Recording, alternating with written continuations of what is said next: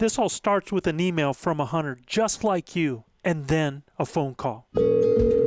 This is Joe Gillia from Elk Bros. Hey, Joe, what a surprise. Beagle's right behind me. He's screaming back. I was probably 19, 20 before I first got in the woods. What you're about to hear is an actual phone call from myself calling someone just like you to talk about your elk hunt and the stories that came with it. And they were just going crazy on September 3rd. Where I could cut down and get back into the timber, and I had the wind in my face, which was perfect. I think I got chills. And then we're like, well, now what do we do? Real people on real hunts sharing their experiences, the highs, the lows, the laughs, the learning moments, and we even talk strategies and possible alternatives to help other folks as well. My name is Joe Gillia. Welcome everyone to a special audio experience of Blue Collar Elk Hunting's Elk Camp Conversations.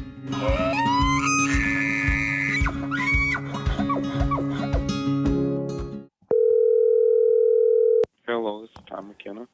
Hello, Tom. Hello? Thomas. Yes. Hey, this is Joe Gillia from Elk Bros, bud. Hey, Joe, what a surprise. Thank you for the phone call. Yeah, I'm trying to get my audio done here, man. So, Tom, before we get started, I need to tell you something, man, that this is the first time this has been done. So excuse me if I just kind of stumble through this, but Bud, you and I are being recorded, and you are going to be the man of the hour for our newest Blue Collar Elk Hunting show that we are calling Elk Camp Conversations. Oh, neat. That sounds really, really neat. I'm glad to get to be a part of it. Oh man, you know, it's so funny, man, when I got your text. And so understand that this conversation that we're having is basically going to be for other people to hear, other people to listen to. So even though it's just going to be a conversation that you and I have, and so don't worry about any of that. But I just wanted this show to be about everyday folks having a conversation about the ups, downs, the soul-filling highs and the gut-wrenching lows, all of that happens when we're out there on an elk hunt, man. And first of all, man, I just want to congratulate you on your first ever public land DIY archery bull and solo. And solo. I was so blessed to get involved with Elk Bros and, you know, learning how to elk hunt on my own, because I had been on, you know, guided elk hunts, but I felt like there was more there than what I was getting out of it. I mean, I was harvesting animals, but I really wanted to develop myself, and that's how I got involved with Elk Bros, because I listened to a few podcasts and started to pick up on there's so much more to it than they put you in the truck and they take you out and show you this elk. You know, it's not that way at all for a DIY person. And so I had to develop a lot of myself, and that's difficult and painstaking work. And I felt like I had a coach through it, which was all of the guys at Elk Bros, because I took little bits and pieces from everybody. You know, I like Big O because he's like so optimistic, and you know, he's like, just get in there, you know, just delve in there and do it, you know, and that attitude served me well, because, you know, as a whitetail hunter in Illinois, I have a tendency to want to sit back and be more an observant, and he's like, you got to get in there with them, you know. And then, you know, talking to Luis, helping me to get a proper arrow set up for what I was doing, and then just all the little things that happen around elk camp that, you know, I had talked, you know, with my friends about, you know, being out there by myself and what was I going to do to try and be as safe as possible for a long period of time, because it wasn't just a short hunt. I was going until I was, you know, till the tag ran out or I couldn't hunt anymore. So how many days? Oh, so let's back up a little bit, because I definitely want to get to the hunt, and I want to talk about your journey and all of that stuff, man. You don't know how this makes us feel when we get letters or texts or messages from people and that's what's so cool was, I got one from you, and we'll talk about that message in a few minutes. But really, all of this and the way the way that I ended up getting a text from you was because the first time we ever communicated was because you had actually purchased the base camp for a friend of yours that had difficulty, and because you purchased, I had your phone number, and then so I gave you a phone call to make sure that your friend got all set up and everything on that. So that's really how you had my number, right? Right. So I mean, the Elk Bros, you look at it and you're like, oh, these are popular people. I mean, in my world, I'm a hunter. I love it. So I'm like, these are celebrities, And so when I ordered something off the website, because I want to be supportive. I want to be supportive of what you guys do in your business. So I'm like, I'm going to get a hat and whatever. And then, I get it, and it's signed by R.C. Knox, and I'm like, hey, man, I got this dude's autograph. This is really cool. He's a legend, And then I ordered base camp I ordered it for myself first, and I was like, oh my goodness, this is so powerful. It really spoke to me, and in a way that I could go through it in my own speed, in my own time. But I also realized how important the lessons were in there. But they were taught in a way that I could get what I needed from them, because everybody has different. I've hunted a long time, but I was like at 90% of what I needed to know, and that last 10% is what pushes you over the now you can get an elk type of a thing, and have that confidence to do it and to go after it. But for me, sharing it with my friend was important, because I wanted him to start to develop some of those skills, because as we had planned to hunt together, that we could help each other. His strong points would be maybe my weak points, and we would build our knowledge base of being able to learn how to call elk, and learn it's not so much about just calling them, but what are they thinking? What's their mood? What's their tone? And if you're sleeping out in the stars with them, you can, if you pay attention to them, they will teach you what you need to know. Yeah, and so we had that. I got you and your buddy all set up. Next thing I know, I'm getting an email from you asking for, contact to Luis, and Luis made that contact and helped you out with arrows, from what I understand, right? So I wanted to be all inclusive in what I did, as far as, I wanted to get my mind right and get my body ready for this hunt, and all of these things that were just it became part of my life. It was like I needed to exercise, because, Big O is out there walking 2 miles on the beach. So I'm like, well, if he's doing that, I know I don't have to do CrossFit every day, but I can't just be a bum either and expect to go out in the mountains, because you come from Illinois, and, we're just not in typically as good a shape as people that live in the mountains. Yeah. So, I started with that, and then I was like, you know what, I would really like to develop my arrow setup, because I just went to my local bow shop, and they did a great job. They're great guys, and they're good friends of mine.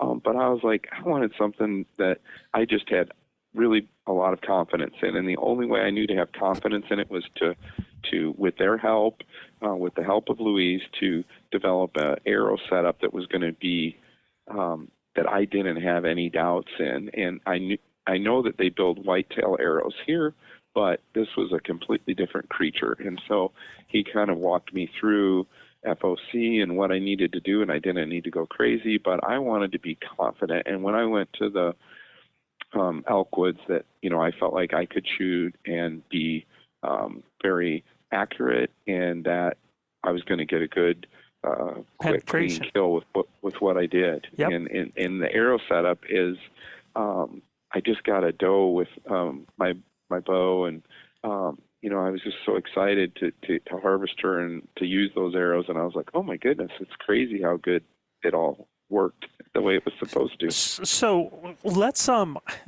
one thing we haven't done is, everybody knows that I'm calling Thomas. Introduce yourself a little bit, Thomas, where you're from, and then we're going to talk a little bit about your elk hunting journey, and talk about exactly what happened this season and some of the things that changed that for you. So this is Thomas McKenna, and tell everybody about where you're from and your background in hunting. Sure. So I'm just kind of a 52-year-old guy from central Illinois.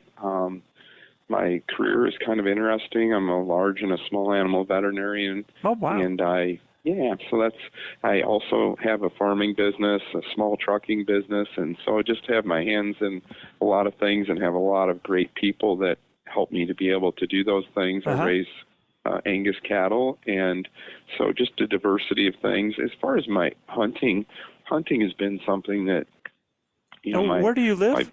I'm sorry, where do you live? I live in central Illinois by Low Point, Illinois. Oh, okay. All right. A little town here. It's kind of a rural area north of Peoria by Caterpillar. Awesome, man. And so let's talk about that hunting.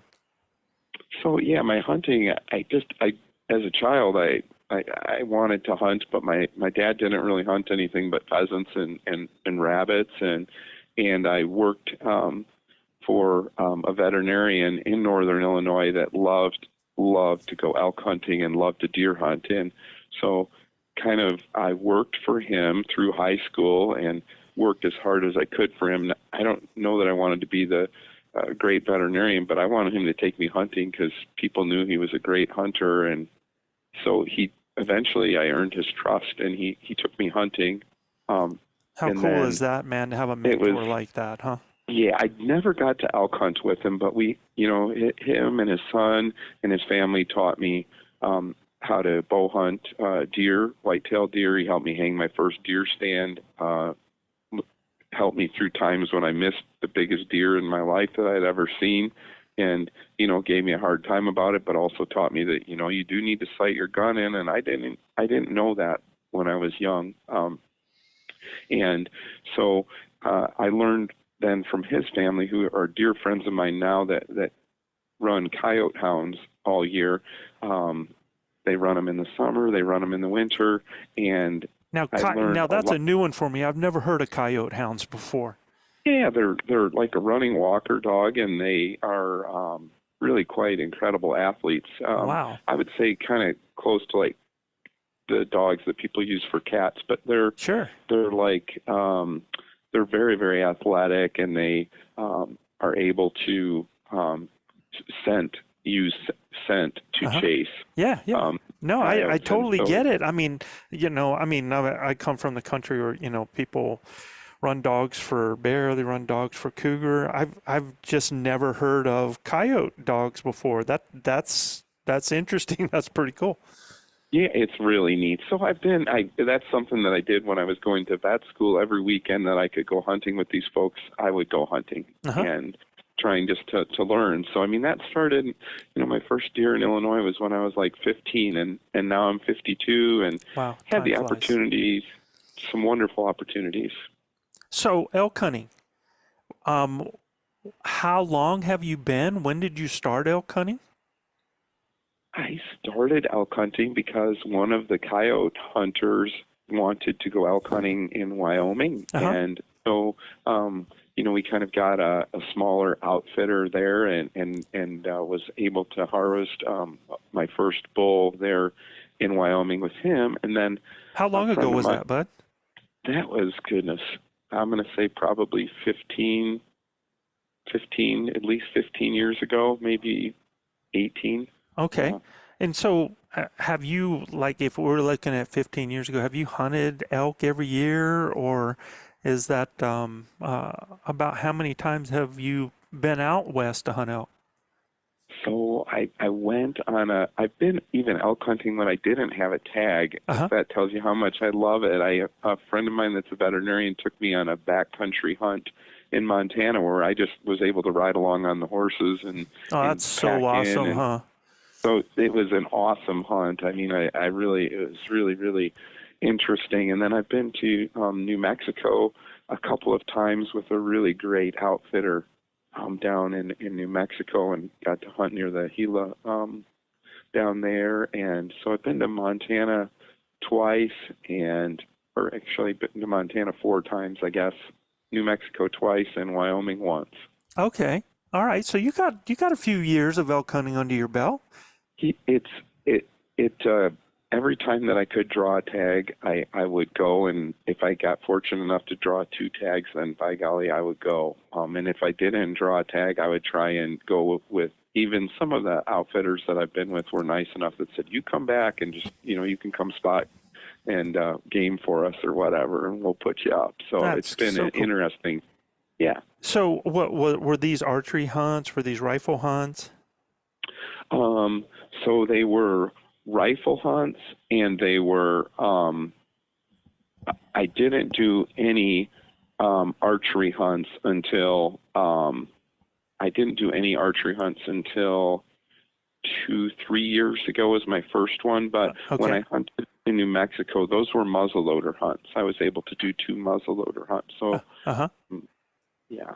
So the whole archery thing just new to you? So I have archery hunted deer since I was 15 years old. Oh, cool. So, but archery hunting deer and elk, I would say, are really, there's a big leap there, a big difference for me, at least. Not just only equipment, but just the way that you get to hunt elk is certainly different than the way that we would typically archery hunt in Illinois. Right. Yeah, a little bit different ball game, huh? Yeah. So I get this text from you that says, and I just can't tell you how it made me feel, to get this text. And it said, "Hi Joe, I wanted to thank you and the Elk Bros crew. Thank you so much. You guys have changed my life." And it says, "Your kindness and willingness to teach and understanding of hunting pushed me to a new level. I killed my first archery bull DIY public ground. Used your scenarios, got right in with the herd, hunted 30 days. I had a marginal shot, but a pass through on a 5x5. And I get this photo, and it's of a bullhead there. And so, right away, man, I'm like pumped when I get this, and it just really touched me, bud. And so I just wanted to thank you for that, and find out and talk a little bit about this hunt and the journey that got you there and all the things that helped you to get there, so that maybe we can share this with other people, that it helps them to have some of the incredible experiences that you just had. Yeah, I think that I've been fortunate. I've been blessed to be able to go on many hunts, and I oftentimes I don't really remember the animal that I harvest, but I remember the people that I was with and what we did and how the hunting was. And I feel like I was an astute hunter. I love hunting, and I love the pursuit of game, and I enjoy that very much. And I just was missing just a little bit of it. And it was, I felt like I had 90% of the knowledge to get done, and everybody has these little things that they don't do right. But part of it was just me as a person. I needed to develop myself more, and I got that from what you guys were saying. It's like you guys have your podcast, and weekly they come out, and I don't think people realize the amount of effort that goes into really being successful at elk hunting. It's not something that you can just be like, oh, I'm going to go elk hunting in September, and you pack your truck in August and you leave. Right. I mean, it really has to be, and it really means something to you.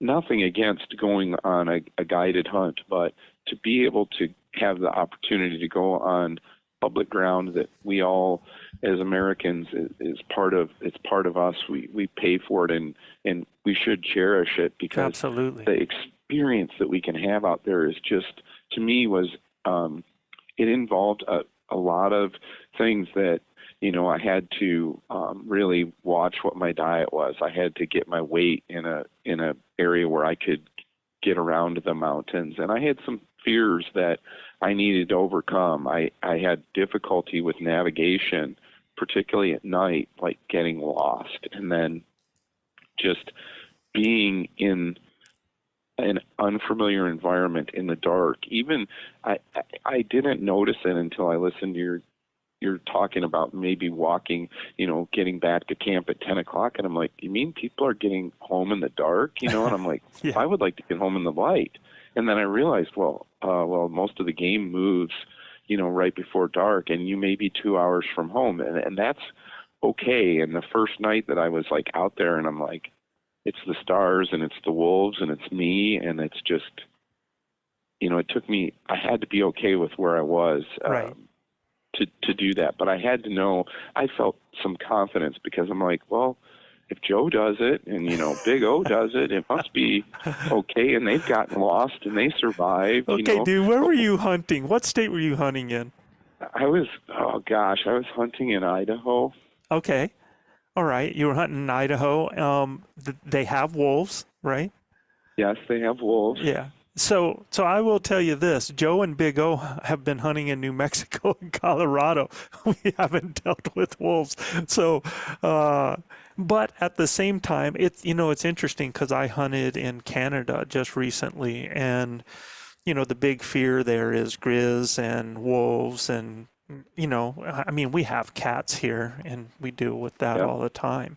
But, I've never been in grizz country other than that before. And it's weird. I don't know if it's my own stupidity and because I haven't had that encounter and I haven't had to deal with it. Probably if I saw my first grizz, that would rock my boat enough that it would change some of the ways that I saw things when, when I'm out there in the woods. But, you got to be prudent, yes, but I've always said, and you've heard me say this, that it's real easy to create monsters under the bed, to actually create the fears that do things. And it's good to have respect. It's good to be prepared, but not to the point where you have developed this innate fear that keeps you from being able to do some of the things that are out there and that you can actually do. So I think that's awesome that that's something that, that helped you. And so you did change that comfort level out there, huh? There, you definitely, I feel as though, the big ones for me was just, and being afraid of the dark, or I don't want to say that it's being afraid of the dark, but it's being in an unknown area at night. Right. And it just seems like, well, what's the difference between daylight and dark? Well, I mean, the same stuff is out there. It's just that, just the color. Your mind has a tendency to do things to you. And so you have to I had to work through that and how I was going to handle myself and in those situations, and just, taking a deep breath and being like, okay, I have these tools that I've learned to use, whether it was Onyx or, using the paper maps that I had carried along, or whether it was using the Gaia or whatever. I had a sense of, I was much more comfortable in being able to do that. And so that was a big fear for me, is just being able to guide myself if I was out at night. And I would leave in the dark and I would get home at night. And one of the things that helped me is where I camped at, I met some gentlemen from California that, I thought, oh boy, they're from California. This is going to be interesting. But as fellow hunters, I was going after an elk that they were after. And one of them whistled at me and was like, hey, my boys are going after that elk. And I'm like, oh, I apologize. Oh, so this happened when you were out in the woods, right? When I was out in the woods. And I was like, oh, I had already walked like 2.5 miles into this. I spotted him right at daylight, and I heard him, and so I was moving in the dark. And when I got up there, it was daylight, and I was trying to glass him, and then these guys, the one gentleman whistled at me, and I was like, oh no, this is, not good. And so I thought, oh, I wonder how this is going to go, because oftentimes you hear stories, or I've had people that just weren't nice, and these guys were super nice. And I was like, well, I'm not going after it. I'll stop. They're ahead of me, so it's all good. And they're like, well, hey, just stay here and camp with us, Oh, that's cool. It was really cool, because then I was able, they were nice enough. I'm like, they didn't have a lot of experience archery hunting. So I said, well, I'll call for you, like, see if we could call an elk in, and work together instead of me by myself. So I was able to make some friends on the mountain, and they were super nice people, and I appreciated that they were kind enough to offer me to stay with them. So that gave you a little bit of security there, just knowing that other people knew you were out there and stuff, right? Absolutely. Yeah. Absolutely. And, just even people, I met a sheriff out there, deputy, when I was at the trailhead, and he stopped and talked to me, and he said he does rescues out there. And so that gave me some security. He's like, hey, here's my cell phone. Not that I could use it, because he said there's not cell service up there. But he said, if you need to contact me because you're by yourself, something happens, you can definitely use your Garmin to contact me. So here's my information. And so it was really nice. Some very nice people I met. Yeah, that's huge. So that's a good point. Just, creating those ties, creating, that little bit of a safety net, whether it be with people that you're at home or with buddies that you might not be hunting with, but that are out there, just so you guys can kind of check on each other. That all of that stuff kind of helps to get you feeling better about where you're at and what you're doing, right? And I feel like it just came out of being human and being kind to another person. And so I didn't look at those guys as like, oh, they're competitors to me. We're both going after the same elk. And it's like, no, I've been to places where people's sole goal was like what size antlers they got. And as I've developed as a hunter more, I've realized that it is truly more the experiences of building yourself up, and not only yourself, but building other people around you up. And that helped me a bunch, because I'm a terribly competitive person. But once I realized that, hey, they're here to have a good time. They're here to feed their families. They want the same things that I do. So as fellow hunters, why are we going to be against each other? Let's work together. I've often thought, I've often thought, like, I try to put it this way: what would I do if I bumped into me in the woods? In other words, I know what's in my mindset, what, how I am, what I'm trying to do out here, how competitive I am, and how much I love this. And, if I bumped into a person that was me out there and I treated them like dirt, man, and not knowing, that type of person, what they are, how horrible is that, man? I mean, how would I react to a person that's doing that to me? So I always try to think about that. Is there's other Joes out there that are trying to do the same thing that Joe's trying to do today, and they're just as passionate. They love it just as much. They like the camaraderie. They're out here to change their lives. So I think if it's funny. I don't know if you've seen some of those commercials where it's a credit card commercial, and the person that's calling the credit card for help it's actually them that's helping themselves. So it's like we like to treat people the way we want to be treated, right? So I think sometimes if people were to just think on that level, man, that.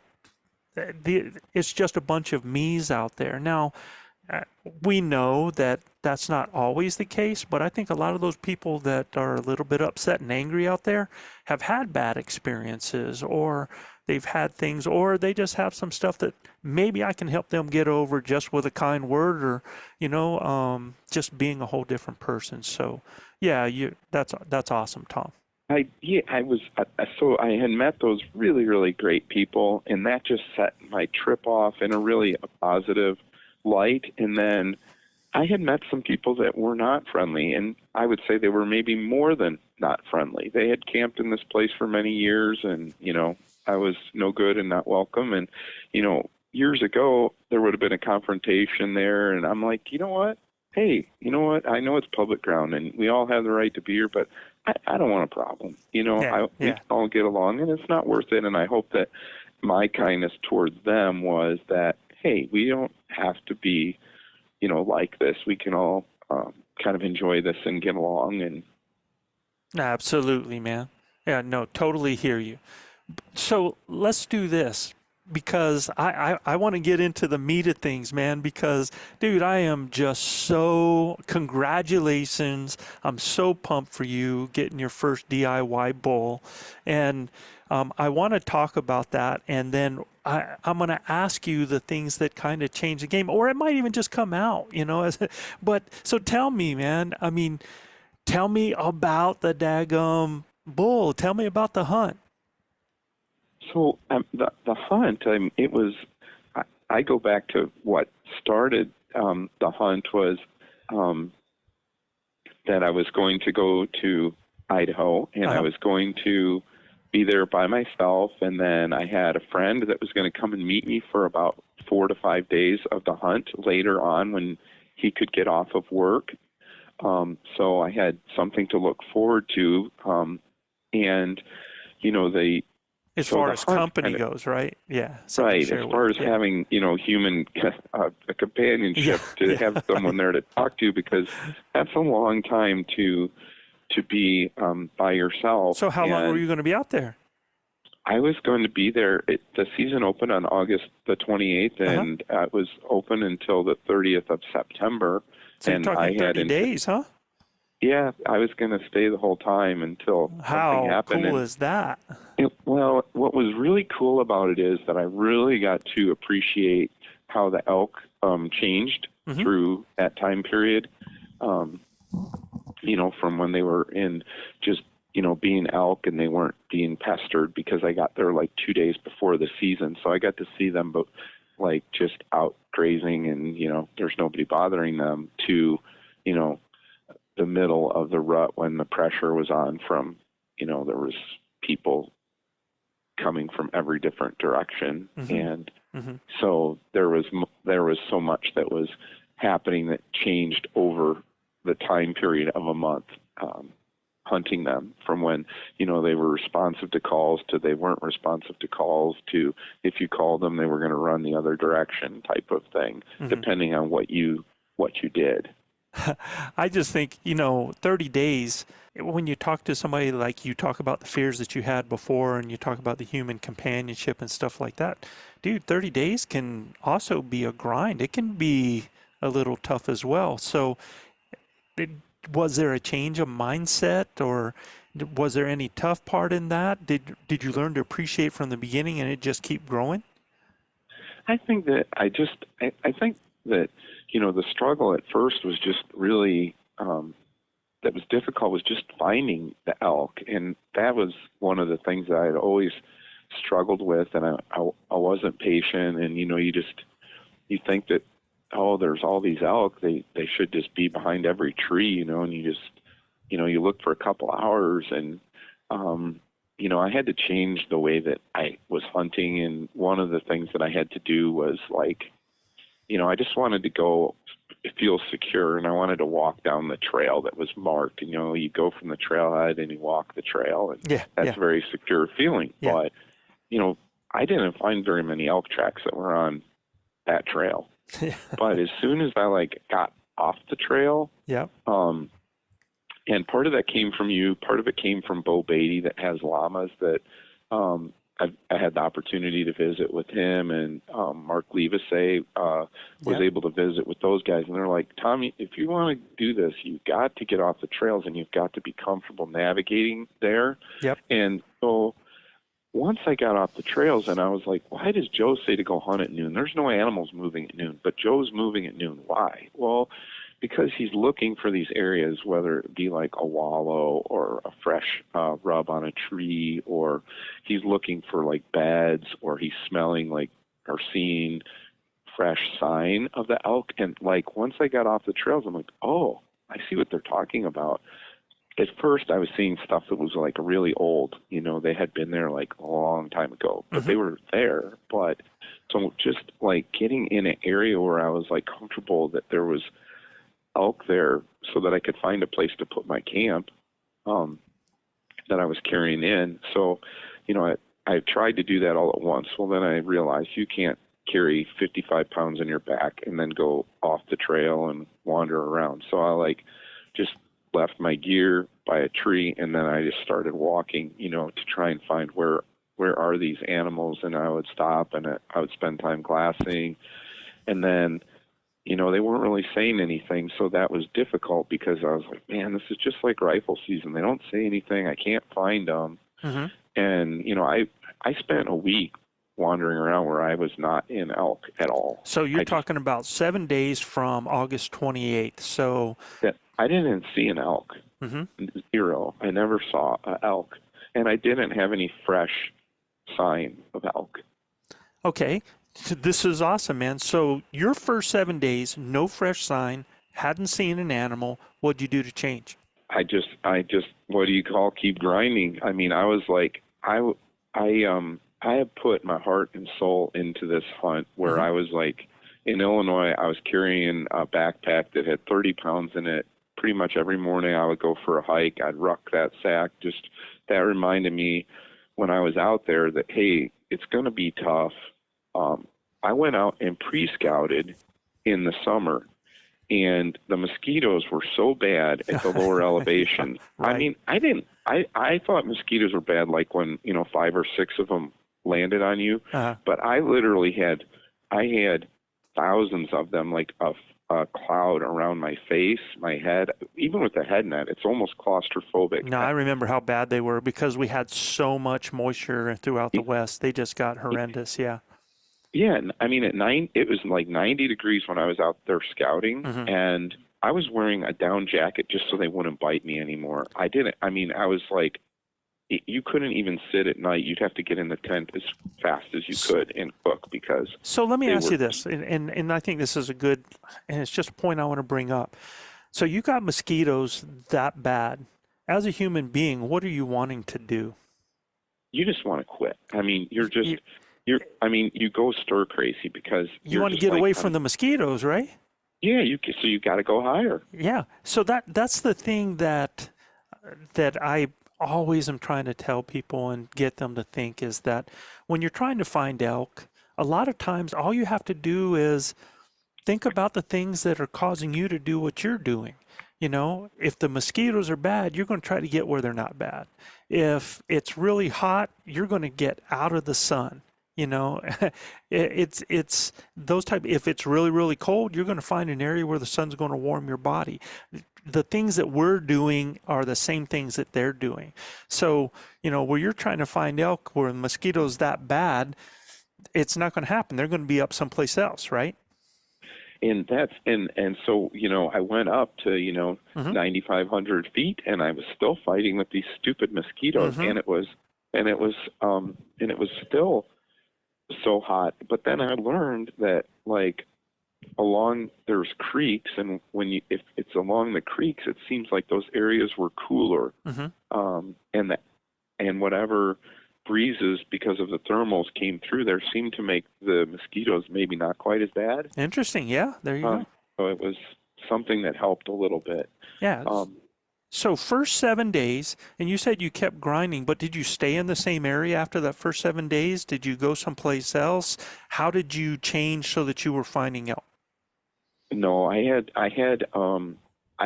set up a camp, like I said, that was like right on a main trail because, you know, that's what most Mm-hmm. hunters do. You just go and stay on the main trail. And so I changed locations, and it wasn't like I ran like 50 miles to another location. I just got into a different area where Mm-hmm. I could explore different areas, and I got off of the main Mm-hmm. like trail, and that was a big thing to do and not be camping like right on that area where there was just a lot of heavy use, whether it be like outfitters taking horses up and down through there. There was just a lot of traffic. Like, Right. Okay. I was trying to cook dinner one night, and here comes a mules and horses right through my camp, kind of, you know. And then you're wondering, well, there's no elk here. I wonder why. Well, you know what? Some people, though, and I think that's why some people get stuck in a situation where they don't see animals, is that those people going back and forth on the trail, those mule trains and those horses and other hikers stuff, is almost a sense of security.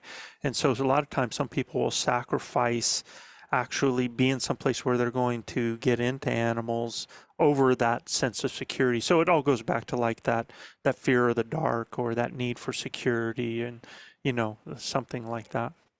Yeah. And it's certainly nice to be able to, visit with people and those things, but I really had a focus that I was there to hunt. And so I really needed to be in a place where the elk weren't being constantly pestered by people. I mean, that were, riding on their horses and blowing a cow call and just doing stuff like that. Absolutely. So once I found those areas where those people weren't, it wasn't that I had to out hike people. I just had to look at where the elk wanted to be. Yep. And because I kind of felt like being by myself, if I hiked in 2.5 miles and then I day hunted, say, another 2 miles, tops to 3 miles, I felt like that was about, with the temperatures, as far from my vehicle as I should be.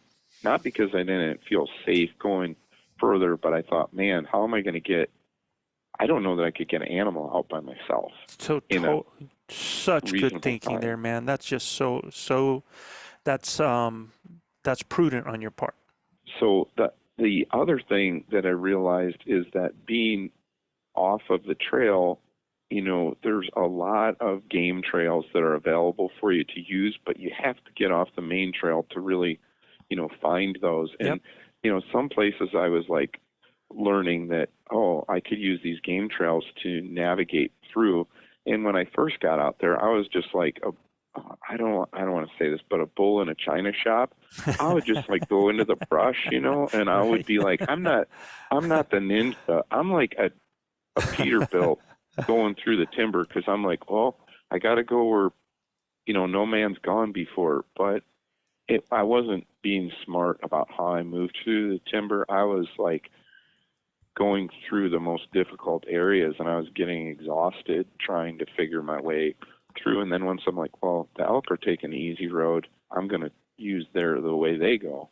Yeah. And I've started to learn how they moved, in the, because there's you can have a point A and a point B, and you're both going to get there, but one way is going to be easier. And I found out that very seldom the elk didn't have the easiest way.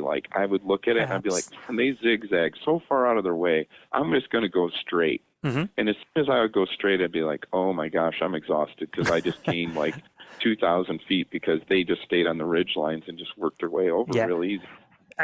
So again, what we are trying to do is what they are trying to do. So, you've got animals that their whole goal is to preserve energy, to preserve themselves, to use as little energy as possible. And so they're going to go the path of least resistance. And, I always tell everybody too. So, you think about this. You go into somebody's house and you want to find their kitchen, you want to find their bedroom, you want to find their living room, you want to find the bathroom, you follow hallways, right? And that's the exact same thing. These elk have hallways. They have these paths they use that take them from each of their needs and the places that they want to go. And, especially in areas of pinch points or where terrain takes things and creates a little tighter type path, you're going to get really strong trails in areas that are going to show you how much use. And when you see a lot of use in an area, then you can recognize that you have that pinch point, that you have that funnel, those areas that are going to bring animals through there. And so that's something to pay attention to. And you're absolutely right, man. Those trails, you follow their trails, and you're going to find the easiest path, and you're going to find the path that is going to take you to the places they want to go to and come from. So that was so smart on your part. And so I was trying to learn the elk were teaching me. I just had to be observant of what they were showing. So me. True. And yeah. And that's kind of leads into how I got the elk that I did, is that, when you first pull up to a trailhead or wherever you're going hunting, you look for me, I look at cornfields and soybean fields, thousands of acres. But right. when you get out in this country, it's huge. And you look at this mountain, and the first thing you think is I got to race to the top, because I don't know why. I just think I got to get to the top. Mm-hmm. And I'm like, realizing now that there's a lot of hunting in between the bottom and the top, and it's it's huge country and it can be overwhelming. But once you start to like, okay, they need food, they need security, and they need water, and you start to find those things, and maybe in my area water wasn't a big thing. When I hunted in New Mexico, water was everything. Yeah, if you absolutely. sat by a water hole, if you're patient, you're going to get a shot. But here, if you sat by water, that's like you may as well go sit on I-90 because you're not going to see an elk there, and it's just not going to happen. There's water everywhere. Absolutely. But, good point. So when I was hunting, the thing that helped me with this bull is I was seeing like where I found sign of elk, fresh sign, and then I was like, well, it is in the middle of the day, and I'm like, well, where are these elk going to? Why are they here? And what I had found was I had found their beds, and then they weren't there. So before you go on, I want you to repeat what you just said because I want to make sure they heard it in the back. What was that question you asked yourself? Well, I was like, where are they coming from and where are they going to? Because I found their beds. So I was trying to, like, that's the part that I was missing before I didn't. I was like, oh, I found a bed. Well, good. And then I would just stop there. Well, no. That's just the beginning. You found one sign. Now it leads you somewhere, or it should lead you somewhere. So I start looking like, all right, if they're sleeping here, then they're going somewhere. It could be 3 miles away to get water, or they could be real short distance they're going to eat or something. Yeah, it could be over the next ridge. Just it over could the be next ridge. Yeah. And that happened to be exactly what it was. Yep. It was over just the next ridge is where they were going to eat. And so I started backtracking, and then I was trying, then as I was getting closer, and the thing that, as I was saying earlier, it started to change. The behavior of the animals started to change, and the bulls were getting cows more gathered up, and they were more responsive to calling. But I did not know how to call. I listened to you guys, and I got calls, and I started fumbling my way through. I just have to, because I'm looking at your text that you sent me and stuff, and one of the things that you said in there was, when I look at, where is that at? Oh yeah, I didn't know a scenario from a bologna sandwich. So. Okay, that's true. I just thought, you blow the horn and they come running. Well, it doesn't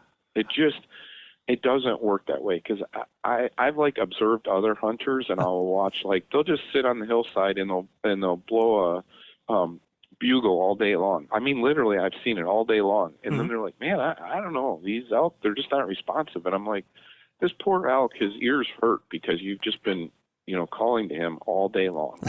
And the situation with the scenario that changed it for me is that it wasn't just making one elk sound. It was make this elk believe that he is missing out on something over here, because they're really curious animals. Yes. And so if you can make them really, and you're you'll say, you have to have emotion in your calling. And I'm like, what are these guys talking about, emotion? I don't, I'm not trying to kiss this elk. I just want to stick an arrow in it.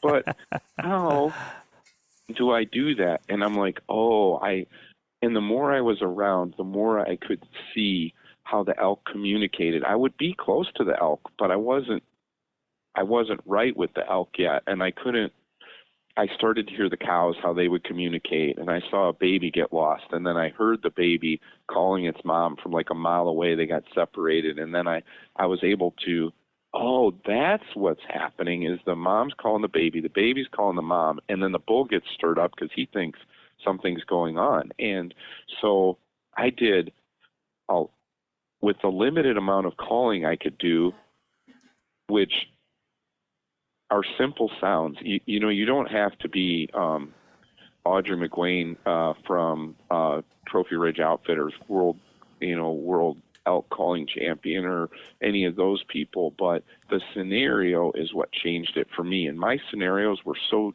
simple. I didn't have a lot in my arsenal. I couldn't bugle very good at all. I couldn't.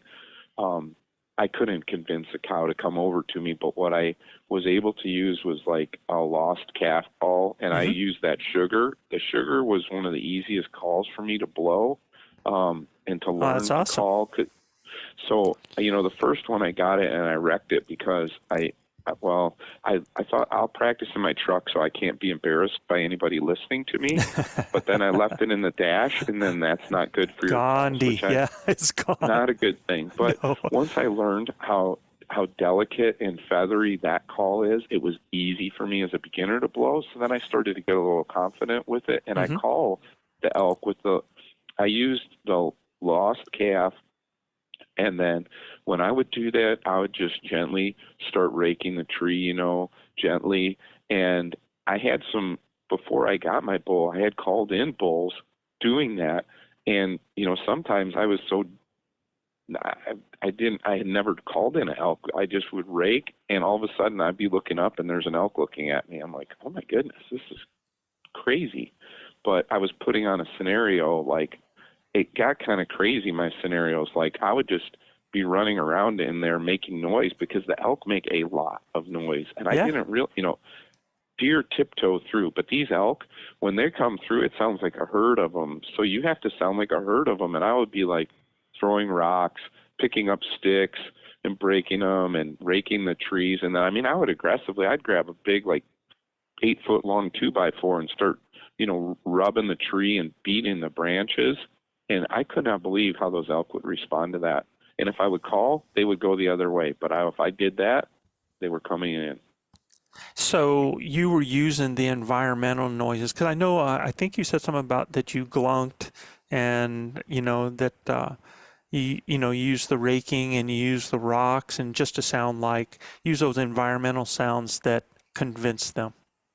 Well, I actually heard elk glunking because you guys said glunking. So then I get on the computer and I look up, what is an elk glunk?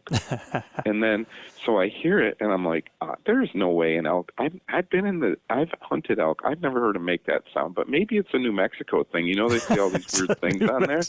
I'm like, it's awesome. It's not an elk thing, So like, I'm in this elk that I got, I had called in 2 other elk on the same scenario, and one of them stood on the other side of a tree and was glunking at me. And I was like, now that's a glunk. That's unbelievable. And then once I had heard what a glunk was, I'm like, okay, I believe these guys. It is a real sound. And then it's so easy to make that it drives the elk crazy. And I was like, not real difficult. Like I say, I'm a veterinarian from Illinois, so I've never heard it in person, but I have now, and it's a real sound, and it does work. Yeah, that glunk, glunk, it's not the same rodeo. And when other elk hear that, they know that there's a bull tending cows. And if they're tending cows, then they want to be around where those cows are. So it's so effective because it's not something, and it's a low vocalization. Everything that you were doing here.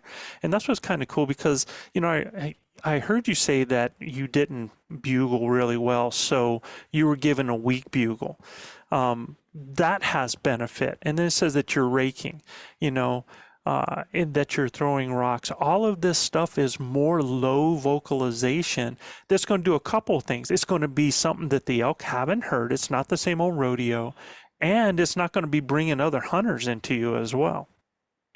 And I think that, a lot of times people are like trying to like scream at the elk or whatnot. And it's like, I think once you get in with the elk, and that was something that it took me some time to understand. And I think that that's what drove my passion is once I started getting into the elk, and when I mean in the elk, I mean like in close proximity to the elk.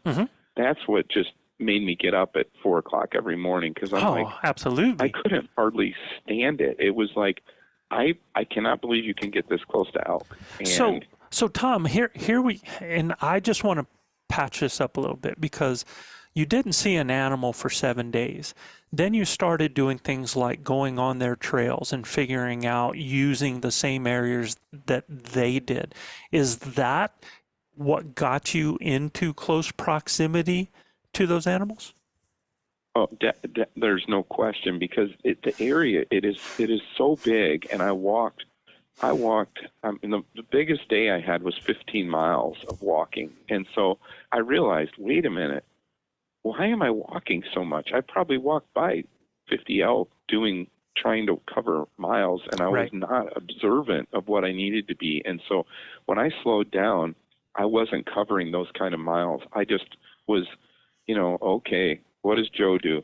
He kicks the elk poop. Well, why does he kick it? Well, he wants to see, is it that light green, soft color like they were here really? That's so funny recently? that you said that, because I've never thought of how anybody sees me doing that. That's well, I'm laughing.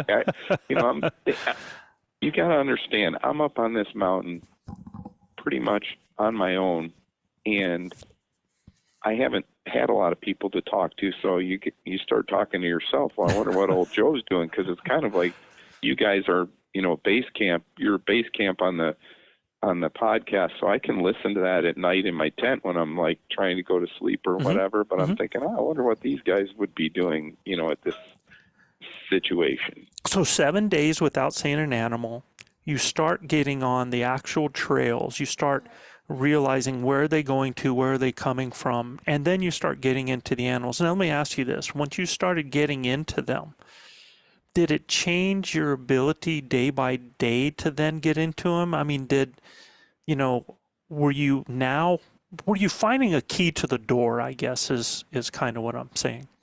Well, I've been a hunter for, I feel like, a lot of years now, and I also feel like I was letting some things, I got a little bit, I want to say, sloppy with, people say, oh, you got to watch the wind.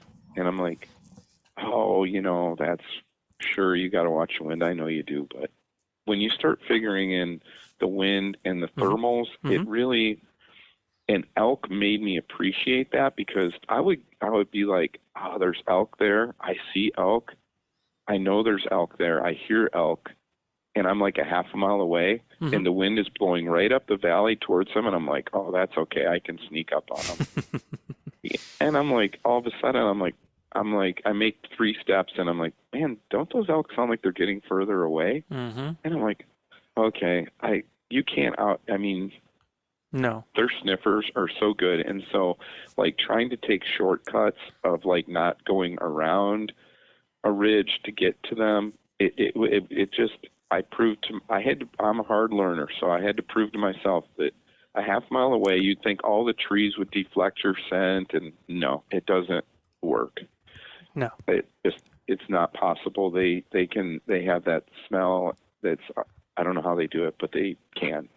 So the cool thing is you're starting to get into elk, and I think what really helped you to grow is you became an observer when you were in with them. Not, we're hunters, but the only way that we can become better hunters is by learning from the critter, watching their reaction, how they communicate, what they're doing when they communicate, how certain things affect them. And it's so funny when they don't know you're there, you get to see these personalities in them as well, that they play, that they get angry, that they get scared, that they're, they have concerns, and what is it that concerns them, and, watching how their ears work, what they do when they go down to feed, where are they looking first? Are they looking and listening to one side while they're smelling to the other? How do they bed down? Which direction do they bed down? What type of area are they bedding down in? You become an observer of all this, and this becomes your knowledge set that, we talk about gut feelings. People always talk about, I made a decision on a gut feeling. Well, gut feelings are nothing but decisions made on a lot of history and a lot of information that we have on that situation that we're dealing with. So in order to make some of those correct decisions, have those good gut feelings, you need all of this data, man. And that's what I saw in listening to you now that you were doing. You became that observer. You really started learning from the animals, and that took you to a whole different level. And once you're able to get in with the elk, they teach you. So I got in with the elk, and at first I was like, I would get in with them early in the morning, and then I figured out that if you follow the elk, it's okay to follow them, but not like I was doing. I would get like right behind them, and I would follow them, and I would get picked off all the time. But I figured out if I was like above them or if I was below them, the elk I could move right with them. Mm-hmm. But if I, for some reason, was on their backtrack, like I went exactly where they went, they would look back at me and they would just be gone. Yeah. And And I try to tell people, man, if you can get on the parallel side with them as well, because they have there is that back sentry cow. I don't know if you saw her. I don't know if it happened to you, but there's always that trailing cow, man, that will stand there and look on the back trail to see if anything's coming that way. And that's when I got the bull that I did, what I was doing is I was putting on a scenario, and I had called in the bull that came up and was glunking behind the brush, and he kind of got bored with me, and then he wandered off. And then I called in another bull, and in the meantime, his cows were kind of... Now, when you say you called in, what were you doing to call him in? What was I doing?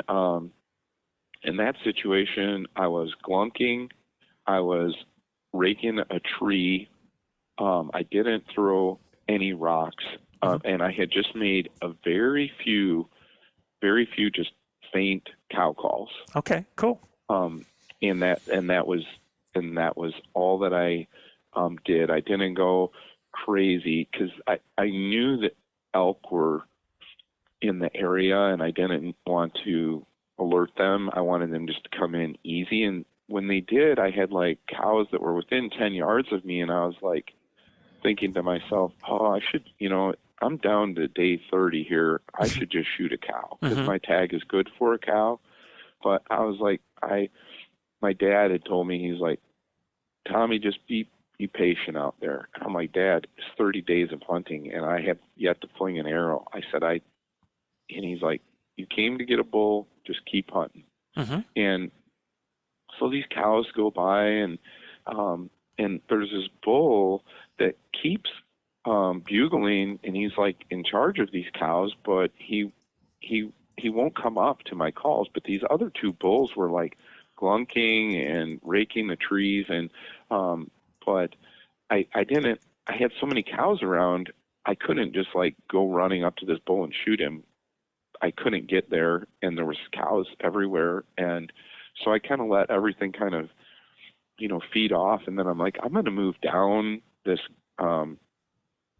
drainage a little bit and see, maybe I could call him in, and he would bugle back, and he just kept staying in the same area, and I was like, why does this bull, he won't move, and his cows, there's cows here, and then it was starting, Joe, to get like, it was getting close to dark, and I was like, man, something has got to happen. I've been in these elk, and I can't hardly take it. My heart's pounding. I've been in them for like, it feels like 2 hours, but it's probably maybe an hour that I was with them, and they were where I caught them is where they had bedded to where they wanted to feed, and I was in between there. Well, it was getting close to dark, and I'm like, well, you're gonna, you know what, you got nothing to lose. The wind is good, just go for it. And I'm like, you know what, there's cows here. What could I do? What aggravates a cow more than anything? You're thinking that the baby's lost. So I thought, I don't have many calls, so I just do this lost baby call, and so lost calf. You were doing lost calf. I do this lost little baby calf, and I do that, and I mean, these 5 cows pick up their ears, and they like come in and they encircle me, and I mean, they're just meow, meow, meow. How awesome is this, man? This experience, right? I'm like, oh my gosh, so this is crazy. They're just all around me, and they're mad, and they're like looking for this baby, and I'm stuck in front of this tree like a statue, because I'm like, man, if I even take a breath, these cows are going to blow out of here. And all of a sudden, it's like just getting to the last of shooting light, and this bull's like, he couldn't take it anymore, and he comes up, and I'm like, I couldn't see his antlers, but I knew it was a bull that was in a wallow, because he was full of mud. And I'm like, oh goodness, that's I'm thinking this, when you're what I call mano-y-mano with them, it's hand-to-hand combat. These elk are big animals. Yes, sir. And when I saw them, I'm like, oh my gosh, this thing is like, it's a giant. And so, I mean, just then reflexes just took over, and drew, and he like took one more step forward, and I let it fly, and I heard it hit him, and he went up the hill like 20 yards, and then he just stood up there with his cows, and just was he started bleeding up there, and then I wanted to go check my arrow and stuff, but I was like, it all happened. Once it happened, it all happened so fast. It wasn't like I had time, like he was, bugling at me, and he came in, and I watched him come in for a long ways. It was Right. like, bam, he was just right there broadside at 10 yards. Everybody always So it says was that. Everybody always says it happened so fast. I want everybody to hear that, because everything can go from nothing happening to in seconds everything happening. So it just, he was just there that fast. And and I once I figured out, I walked back, because I'm like, well, where, my curiosity, I had to have curiosity to become a better hunter. So I'm like curious, why is this elk? Why did he stay down there? Why did he hang up on me, And what I found out was that he was down there in a wallow. Wallowing. And Yep. I didn't know it was there. And so but I think being curious as a hunter is something that I picked up from you guys. Be curious to see, it's not, as hunters, I get into, well, did I get an elk? Did I not get an elk? But it was learning from the elk and learning to be curious, like, well, where are the elk going from, and where are they going to, and Absolutely. why are they doing, that was what really changed being successful or not being successful. And the first elk hunt that I went on, I took a friend of mine, Mitchell, who's an electrician. We go hunting in Montana, and it was more like we were on a nature walk. We both love to hunt, and he's an excellent hunter. He's grown up since he was in a car seat hunting, but now he goes hunting with me. But it was like a nature walk, because we really didn't get into the elk, Right. because we didn't know. You got to get off. You have to learn. Yeah, you're basically, a lot of people, they're taking their bow for a hike, or they're hiking and hoping, so yeah. Right. And I'm not saying that to be mean. It's just, again, it's just that lack. It's that lack of understanding, that lack of knowledge. And so if, a lot of people equate hunting with that word. I'm just going to walk around and I'm going to keep going until I see an animal. And really the whole hunt part of it is deciphering. It's about learning. It's about understanding where you're at, reading the signs, being able to read the habits, know the animal, where they want to be. That's the hunt part of it, and that's what is the game changer. You've mentioned so many things that here have just been so awesome that changed the game for you. Think about this. You said you only had a little bit of shooting light left. That tells me right there, man, you were already there, committed to be there after dark, and something that before you might have actually started heading back to camp about 5:30 to make sure that you got there in time. And then I heard you also say that when you were in there, you just gave these really, really light calls, and it's, if I could describe it to anybody, it's kind of like this. Sometimes it's like cologne. Instead of just putting a little bit of scent, a little bit of dab, so that it is something that somebody can catch a scent of, we want to just throw it all on and just, everybody's going to gag on it, right? And sometimes we do that with calls. We actually gag the elk with our calls. We give them too much, too loud, and instead of, doing what they do and reading the room, are they making a whole lot of noises? Well, if they are, yes, then I can do what they're doing. Are they making very few low vocalizations? Well, then if they're doing that, read the room. You don't want to go screaming in that room there, man, because it's not a loud room. It's kind of like being that loud person that walks in the middle of a quiet family and just starts, putting on the Rodney Dangerfield.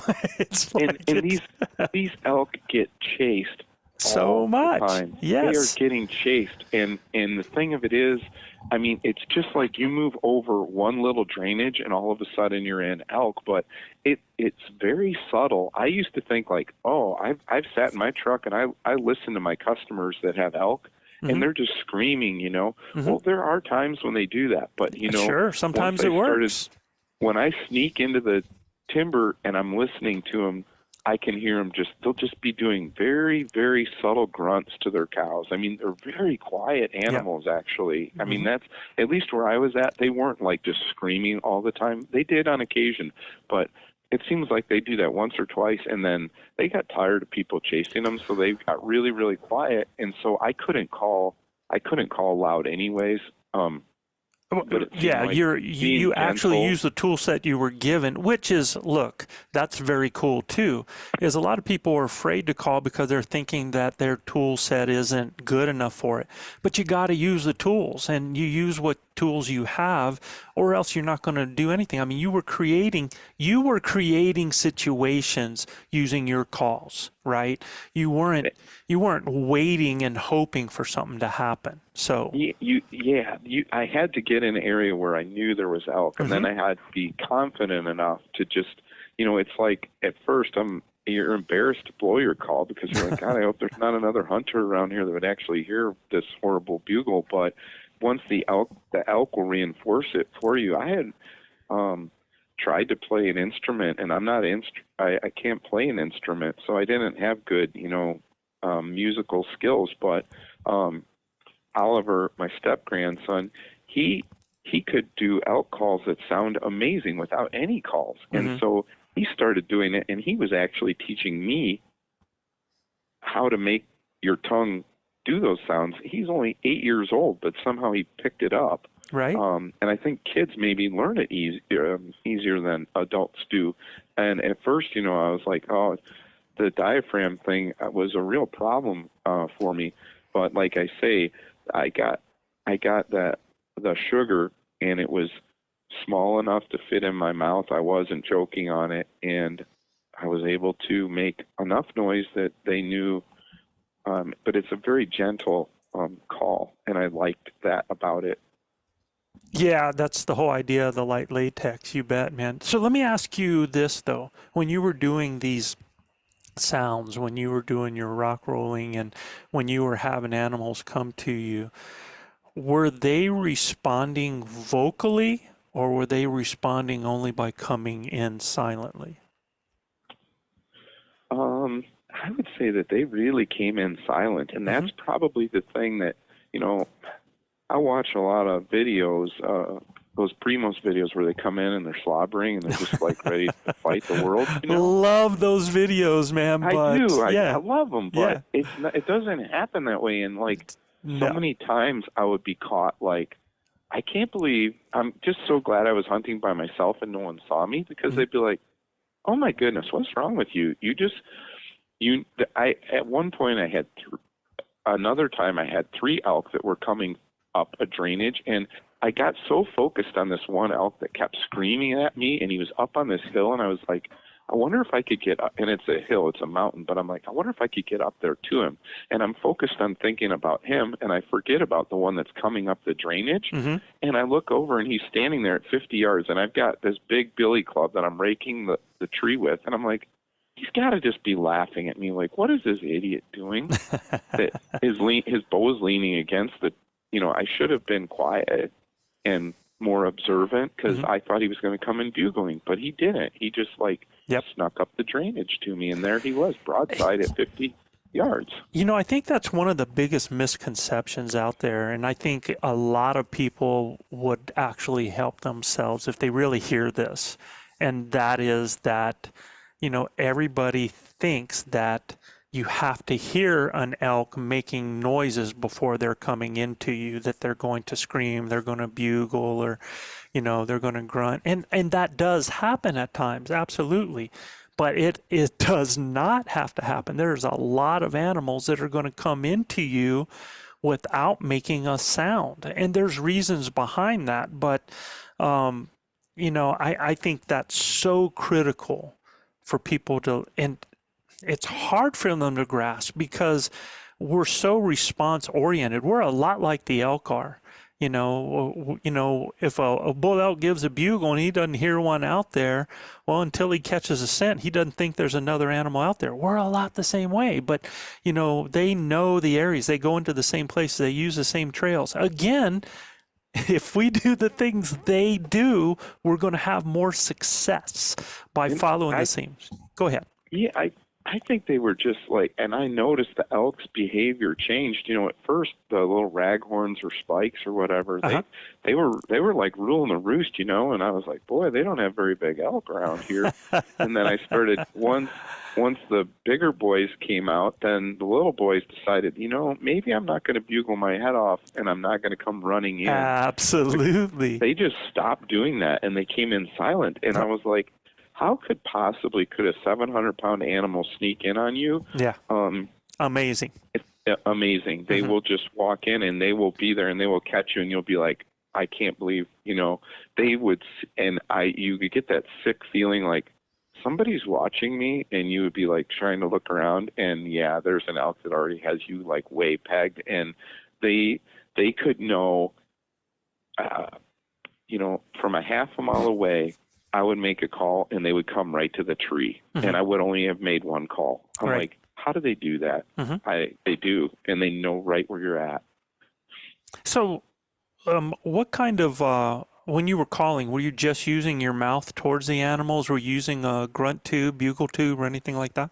So before the Soloist came out, you guys had some of those Native by Carlton ones on your website, yes, I think. Yes. Yeah. And so I used one of those because I knew I was going to be by myself, and my friend wasn't that comfortable with calling, so I knew if I was going to get elk, I was going to have to do it by myself. So I don't know that I ever really called very much without using I think the bugle tube made it sound maybe more elk-like, but I wasn't trying to like be powerful. So you were using a flex tube though, right? You were using the old Carlton Flex. Yeah, the one that I always recommended. Yeah. Flex.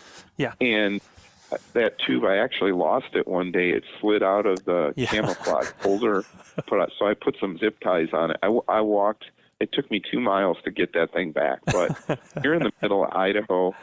There's not like a Cabela's you just go run to. And not for that tube. And you're not going to find that tube at Cabela's. You got to go to Walmart to find the one you're talking about. And you're lucky if you find it now at all. You can't find them now. And so the thing that worked for me is because I was able to you can direct the elk where you want him to come into or to think where you're at, and so that was something that I didn't know anything about until I ever listened to you, because I thought it was a baseball bat and you just zing your calls out there, and it made sense. People were like, the other thing that I learned from base camp that I thought was important is, great, you did a scenario, but did you do the scenario in a great place?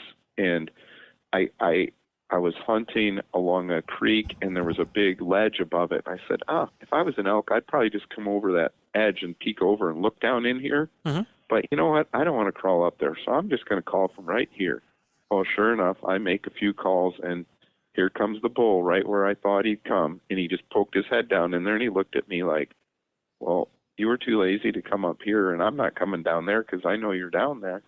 And no matter how I directed it, it was I put on a scenario and I made a poor decision of where I made my scenario, and so it was all about the setup. So let's make that clear. Setup, and those bulls will hang up on you because they will come in, and if they're looking. Sure. You're like, stop and scan. I'm like, what is a stop and scan? Why is this so technical? But it's critical, because if you make a sound, he knows where the sound came from. He's going to look there. Yep. And if he can look across a wide open, area that you're like, oh, this is beautiful, I can shoot all the way across here. But he can see that. He's not going to come and walk across the wide open so you can just shoot him. No, he's going to, if he does, especially if he should see you and doesn't see you, that is a red flag for him. And people, I did not realize that, and I had an opportunity on a farm that I own to get a deer that I had been chasing for 3 years, and exactly that happened. I have had very little luck rattling deer in, but I rattled to this deer. I rattled blindly, and he came in like on a string to it and came right to the base of the tree. And I was like, I set up at the tree. I went to the tree that I did because I knew that he was an old, smart deer, and he would be looking. If I just called on the edge of the field, he's not going to go there. But because I did it in a brushy area, he like came in like looking like, where are you? And then he stopped at the tree and he's like, I should see you, but I don't see you. And I'm like, oh, it's too late because I'm shooting the arrow. And I learned that from elk hunting, and then I took that to the whitetail woods with me. Right. Yeah. No, absolutely, man. So many good things here, but I mean, just listening to you just makes my chest swell. It just makes me so proud to hear the things that you learned and the things that you went through.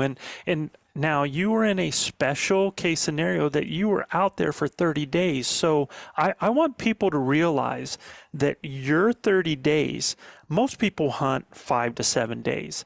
So your 30 days gave you 5 to 6 years of what most other people do before they get this, right?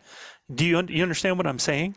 I do, absolutely. And I think the other thing that gave me more, Joe, is what you had said. And it's like, you have got to be willing to put the time in. And, you know, I would love to get up and have a nice cup of coffee and breakfast, but I was getting up sometimes 3:30 in the morning to get to a spot I wanted to get to, and I might not get home till 10 o'clock. And I thought that was almost impossible. I thought, you know what, those guys on those podcasts can say that, but until you're out there and you actually make the sacrifice to do it, it gives you so much more opportunities to get to locations where you couldn't get to, because I now wasn't afraid to be in the dark. 100%. Absolutely. I knew I had a pin. I'm going to walk to this place because I know there's sign up there, so I'm going to get there at a good time. And so it gave me even more time. And absolutely, I was blessed to have a lot of time to go there. I made sacrifices, but it was that important to me to have that in depth of a hunt with elk. Yeah. Absolutely, man. I mean, and that's what was so cool. And that's what I want people to realize, though, is that you have some people that if you were to take your hunt in what most people do, 5 to 7 days, year one, they probably didn't see anything, just like you didn't in those first 7 days. Year two, they might figure out, well, we can get on the trails and start to, find maybe these animals a little bit. Year three, they're actually doing some of the things they learned and now getting into animals and starting to hear and learn from some of those critters like that. Year four, do you see where I'm going with this? It took year 5, if you were to break down these into 5-day hunts, or it was year 4, if you break them down into 7-day hunts, that before you actually killed an animal because of the steps in the process of learning. And that, though, is also, you got to consider the fact that you had some background education by listening to us, listening to other people, going through base camp. So this might have been, for you, even though you got 30 days this time, it might have been, without that info, another 30 days, another year, and another 30 days because you just didn't have the, the knowledge base. But by having that knowledge base, you were able to apply it and recognize things during your hunt, that you were able to make decisions and to change things and to try things and to, not worry about how great your calls sound, but you started to use them and you started to use them the correct ways. You were out early before daylight, you were back after dark, and most likely you were eating during the day, you were sleeping during the day. There's times that you do that so that you get your rest. You learn to live like the critters learn while you're out there. And I met a gentleman that he told me he had hunted 23 years archery, and he had never harvested an elk, cow or a bull.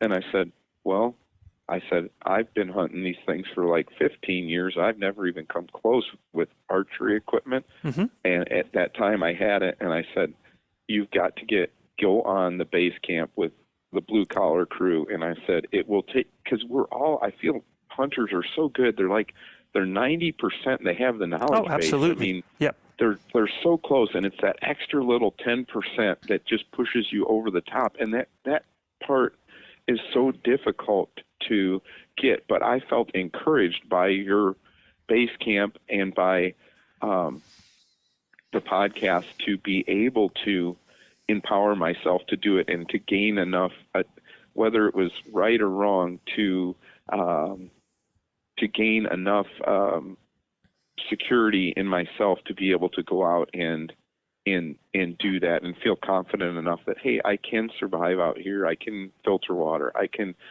eat. I can take care of myself. And that was something that I never was able to achieve by just going and someone else takes me out there, and this is where the elk are, that type of a Absolutely. scenario. But No. where I was able to, pick the areas that I wanted to learn about, and it changed because of learning from your guys' experiences, of what you had done before, what worked for you, what didn't work. Then I was basing what I was doing, trying to learn the elk. You have to learn it yourself.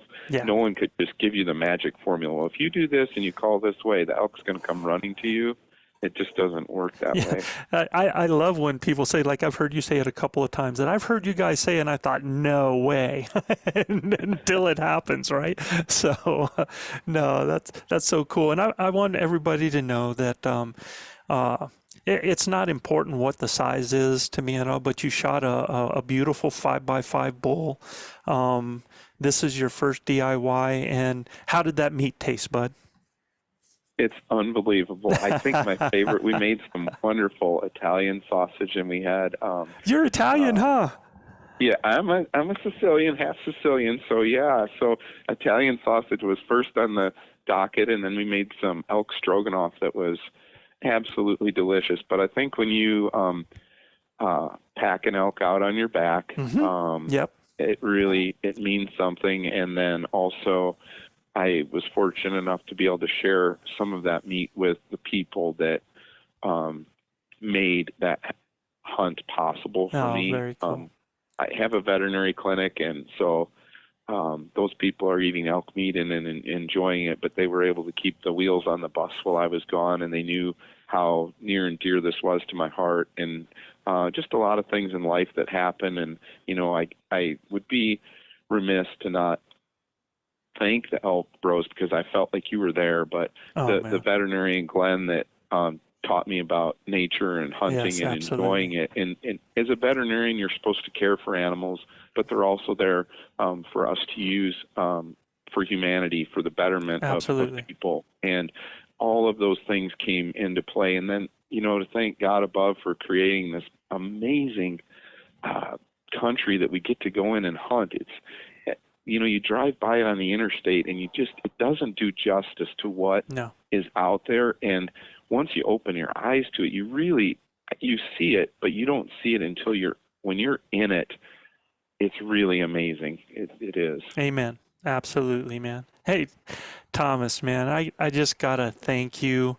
I want to thank you so much, because this has been the first edition of Elk Camp Conversations, and you're the first one to do this, and it has just been outstanding. Just being on the phone with you, having this conversation, you can't see my face, and I've been smiling the whole time. You can hear me chuckle here and there, and it's just because I take so much joy out of listening to other people that are having these epiphanies, that are finding these things out, that are, the light bulbs going on, and they're having this incredible experiences and finding success out there. And yeah, there's a lot of ways to define success, but we know ultimately we go out there because we want to punch that tag.